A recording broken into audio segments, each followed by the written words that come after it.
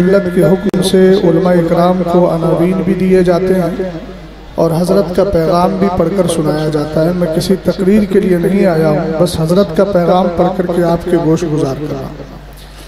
मरकज़ अहले सुन्नत का पैगाम कौम मुस्लिम के नाम बिस्मिही तआला व तक़द्दसा। बरादरान अहले सुन्नत अस्सलामु अलैकुम व रहमतुल्लाहि व तआला व बरकातुहू। व अलैकुम अस्सलाम। अल्लाह ताला का बेहद शुक्र व एहसान कि उसने हमको मज़हब अहले सुन्नत मसलके आला हज़रत का पैरोकारो वफ़ादार बनाया।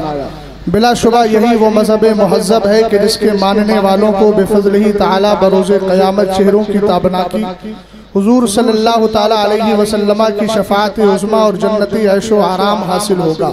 बस शर्त इतनी है कि ईमान व अक़ीदे की हिफाजत की जाए और उसको रिफ़्ज़ो नस्बो खुरूज और कुफ्र व शिर्क की आलूदगी से पाक रखा जाए और नेक आमाल का ख़ास ख्याल रखा जाए। इसी मकसद के पेश नज़र मरकज़ अहले सुन्नत आप हज़रात को मुंदरजा ज़ैल हिदायत करता है और मजबूती के साथ अमल पैरा होने की तलक़ीन करता है। नंबर 1, अपने बच्चों और बच्चियों में बचपन ही से दीनी माहौल जैसे नमाज रोज़ी की अदायगी, औराद व वज़ाइफ का इल्तिज़ाम, तिलावत कुरान और दीनी कुतुब के पढ़ने का ज़ौक़ पैदा करें और उनको कुफ्र गुमरही और हलाल व हराम के मसाइल से वाकिफ़ कराएं ताकि वो सही और गलत के माबैन फ़र्क कर सके।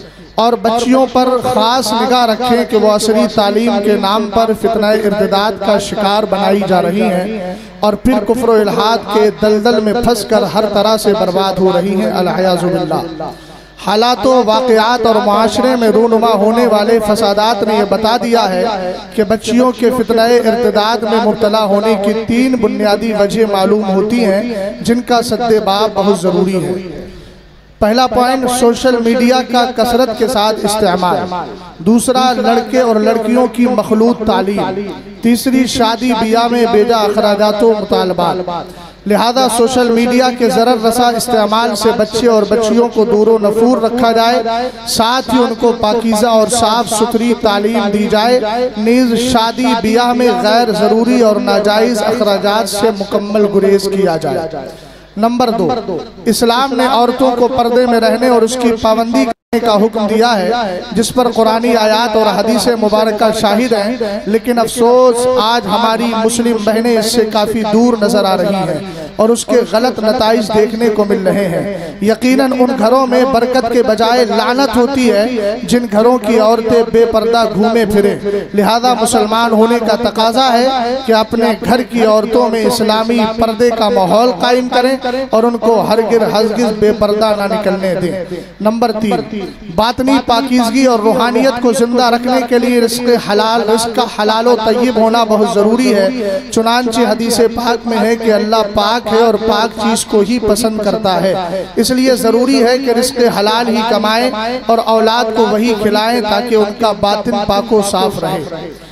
नंबर 4, मुस्लिम मुआशरे पर नज़र रखने वाले बखूबी जानते हैं कि इस वक्त अहले सुन्नत को खारजी फितनों के साथ दाखिली फितनों ने भी अपने चुंगल में जकड़ लिया है। इस पर ख़ास तौर से तवज्जो दीजिएगा, जिसके सबब हमारी नई नस्ल का एक भारी तबका हमारे हाथों से निकलता जा रहा है। चूँकि उसके ज़हनो फ़िक्र को तारीख़ो सीयर के उन गैर मोतबर व शाज़ वाक़यात सुनाकर बिगाड़ा जा रहा है जो आयात कुरानिया, हदीस मुबारका और इजमाए उम्मत के खिलाफ है। मैं सबकी खास तौर से इस पॉइंट पर तवज्जो चाहूँगा।